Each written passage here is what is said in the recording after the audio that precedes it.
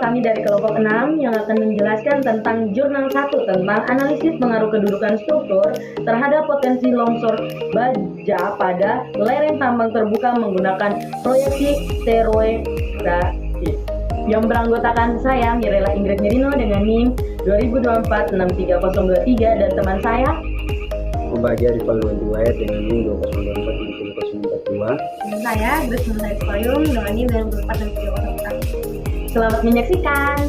Selamat sore Bapak, kali ini kita akan bahas mengenai isu jurnal analisis pengaruh kedudukan struktur terhadap potensi longsor baja pada lereng tambang terbuka menggunakan proyeksi stereografis, di mana kita menggunakan pengolahan data statik parametris teknik korelasi produk momen yang berguna untuk mencari hubungan dua variabel antara kekar dan fragmentasi yang dilakukan secara langsung pada blok barat, blok timur, dan blok sentral puncak geometri peledakan serta fragmentasi yang dihasilkan, di mana batuan lokasi penelitian berupa batuan sedimen yaitu batuan pasir sekitar 10-15, batuan lanau sekitar 3-5 meter, sedangkan batuan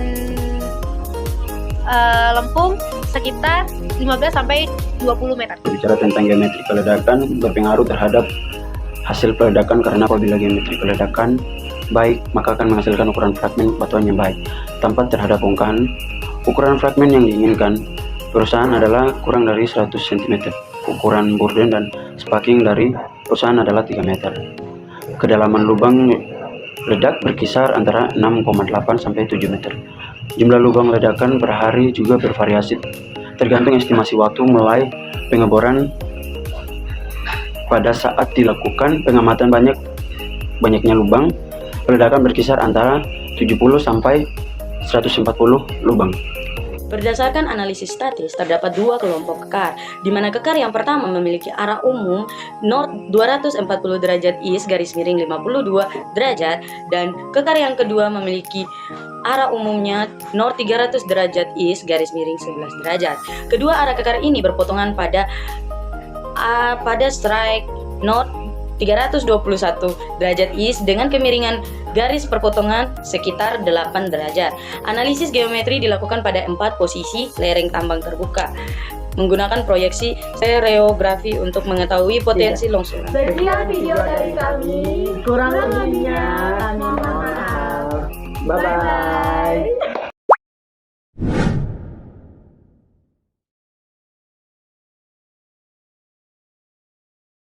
Selamat sore semuanya. Pada sore hari ini kita akan membahas tentang kestabilan lereng.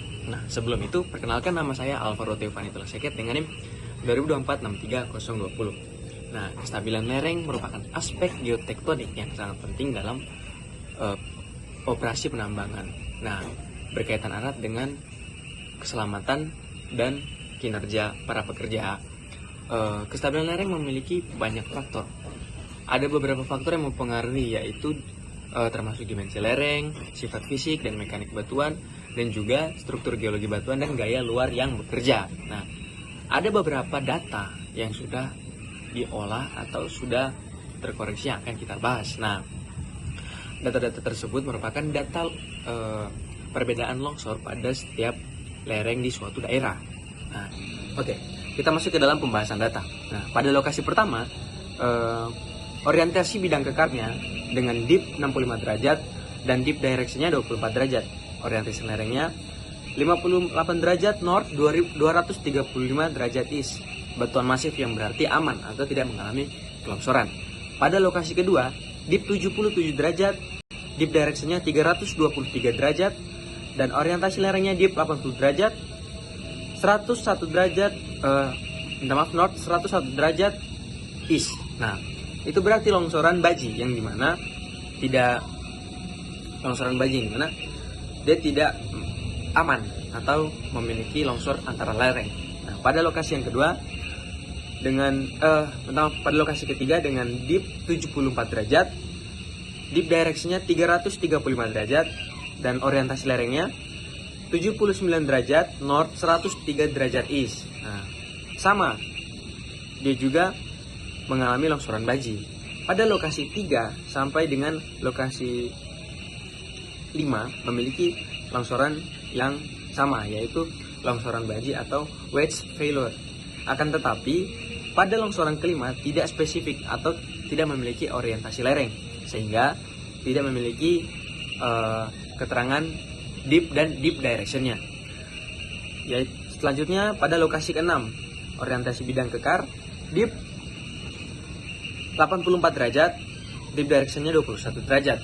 Nah, untuk orientasi lerengnya dip atau dip directionnya 75 derajat north, 279 derajat, yang dimana longsoran bidang plunge atau plane failure. Itu kenapa setiap lokasi memiliki tipe longsoran atau dip dan dip direction yang berbeda-beda. Ada yang longsoran baji dan longsoran masif. Nah, jadi kesimpulannya adalah dari masing-masing lokasi pengukuran, hasil analisis kinematika menunjukkan potensi longsoran dengan tipe planar atau bidang dan baji wedge. Terdapat 4 lokasi berpotensi longsor planar, 5 lokasi berpotensi longsor baji. Potensi longsor ini terjadi di 4 lokasi pengukuran karena searah dengan bidang lereng dan memenuhi kriteria kemiringan. Sekian artikel atau pembahasan tentang jurnal kestabilan lereng. Terima kasih. Alvaro 2024 63020. Di sini saya akan menjelaskan tentang kondisi kekar. Yang pertama, kondisi persistensi kekar. Kondisi ini merupakan sifat kemenerusan dari bidang-bidang kekar yang didefinisikan sebagai panjang dari diskontinuitas pada masa batuan dan dapat diukur panjangnya. Pada lokasi penelitian, rata-rata panjang bidang diskontinuitas yaitu 2,6 meter. Yang kedua, kondisi kekasaran kekar. Parameter yang terdiri dari kekasaran permukaan, ketidakmenerusan, pemisah atau jarak antara permukaan, pelapukan batuan, dinding pada bidang lemah dan material pengisi. Pada lokasi penelitian ini rata-rata kekasaran kekar yaitu halus. Yang ketiga, kondisi bukaan apertur kekar didefinisikan sebagai lebar celah pada permukaan bidang kekar yang mengendalikan permukaan bidang kekar yang berhadapan agar saling mengunci. Dari hasil pengukuran di lapangan, maka rata-rata bukaan antara kekar yaitu 2,35 mm. Yang keempat, kondisi isian kekar merupakan material pengisi sebagai isian celah antara permukaan bidang kekar. Setelah melakukan pengamatan di lapangan, maka didapatkan hasil isian dari kekar pada lokasi penelitian yaitu lempung. Dan yang terakhir, kondisi pelapukan kekar merupakan kondisi yang menunjukkan derajat kelapukan kekar.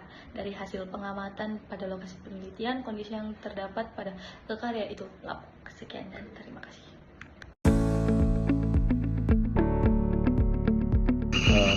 Perkenalkan, nama saya dari Platuman Sohiti dengan NIM 2024-63012. Di sini saya akan menjelaskan dari jurnal analisis arah umum kekar terhadap distribusi fragmentasi peledakan pada PT Aliatindo Koal Jaya Kota Sawah Lunto. Nah, sini menjadi inti dari masalahnya adalah kekar adalah suatu retakan pada batuan yang relatif tidak mengalami pergeseran pada bidang rekahan yang disebabkan oleh gejala tektonik maupun non-tektonik. Kekar merupakan salah satu faktor fragmentasi menjadi besar selain faktor dari geometrik peledakan. Tujuan dari penelitian ini adalah untuk mengetahui seberapa besar pengaruh arah dan kerapatan kekar terhadap fragmentasi hasil peledakan, mengevaluasi geometri peledakan aktual, menganalisis distribusi fragmentasi dengan menggunakan metode Gusram. Manfaat penelitian adalah untuk menambah pengetahuan serta memberikan masukan kepada manajemen perusahaan dalam kegiatan transportasi. Pada produksi akan menimbulkan pekerjaan tambahan terkait fragmentasi hasil peledakan. Kemudian adapun datanya, pada wilayah barat arah strike-nya tuh N 315 derajat east sampai N 320 derajat east dan N 135 east dan sampai 140 east. Kemudian ada arah dip direction-nya tuh barat laut sampai ke tenggara. Kemudian pada wilayah tengah atau sentral puncak, strike-nya pada N300 derajat east sampai dengan N315 derajat east, dan N120 derajat east sampai N135 derajat east. Arah kemiringan bidang atau deep direction-nya condong ke arah barat laut sampai dengan tenggara. Kemudian ada wilayah timur, yaitu strike-nya N335 derajat east sampai dengan N340 derajat east, dan N155 derajat sampai east sampai N160 derajat east, dan di direction-nya condong ke arah utara barat laut sampai dengan selatan tenggara. Kemudian arah umum dominan atau keseluruhan lokasi itu strike-nya tuh barat laut dan tenggara. Kemudian di direction-nya rata-rata kemiringan sekitar 50 sampai 70 derajat. Sekian dan terima kasih. Perkenalkan, nama saya Narwasti Andi di Jawa dengan NIM 2024-6303. Jenis kekar retakan pada batuan yang tidak mengalami pergesekan pada bidang rekahannya disebabkan oleh gejala tektonik maupun non-tektonik. Berdasarkan isi jurnal analisis arah umum kekar terhadap distribusi fragmentasi ledakan pada PT Alin Indo Coal Jaya, Kota Sawalunton oleh Taufik Oktakian 2022. Kondisi kekar yang diamati adalah sebagai berikut. Pada kondisi umum lapangan, kekar berpengaruh besar terhadap hasil fragmentasi peledakan, terutama dalam arah perambatan energi ledakan.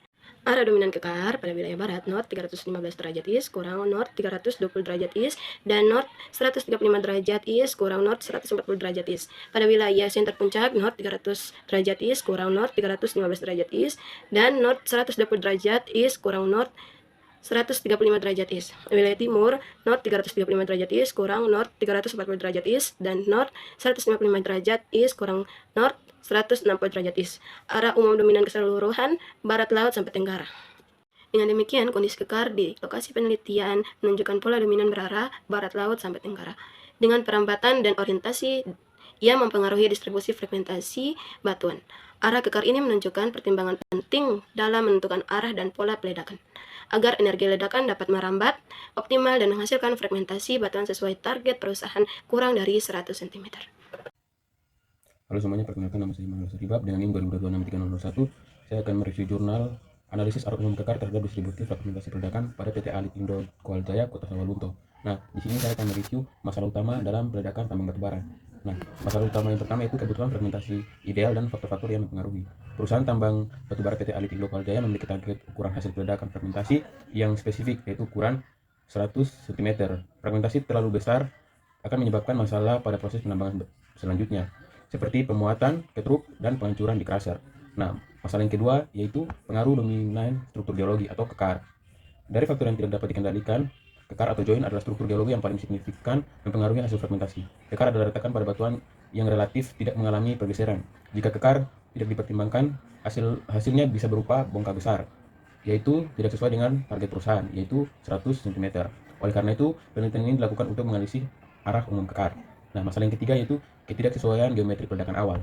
Meskipun perusahaan sudah menerapkan geometri peledakan teoritis dengan badan 3 meter, spacing 3 mm, dan kedalaman lubang 6,8 sampai 7 meter. Hasil aktual peledakan yang menunjukkan adanya presentasi fragmentasi yang berukuran lebih dari 100 cm, meskipun rata-rata fragmentasi sudah kecil, sekitar 18,9 sampai 24,2 cm.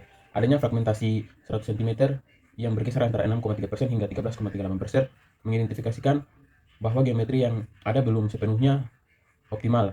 Hal ini menunjukkan perlunya evaluasi kembali bagaimana geometri peledakan berinteraksi dengan kondisi batuan, terutama keberadaan kekar. Nah, masalah berikutnya itu perlunya sinkronisasi peledakan dengan arah kekar.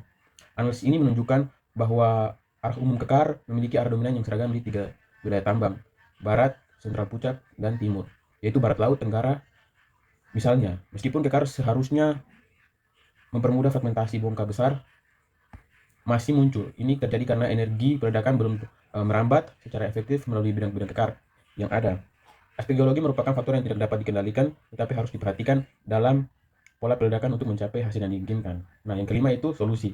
Solusi yang diusulkan untuk mengatasi masalah ini yaitu untuk mengatasi masalah bongkahan besar dan mencapai fragmentasi ideal 100 cm, penelitian merekomendasikan penyesuaian strategi peledakan berdasarkan arah kekar.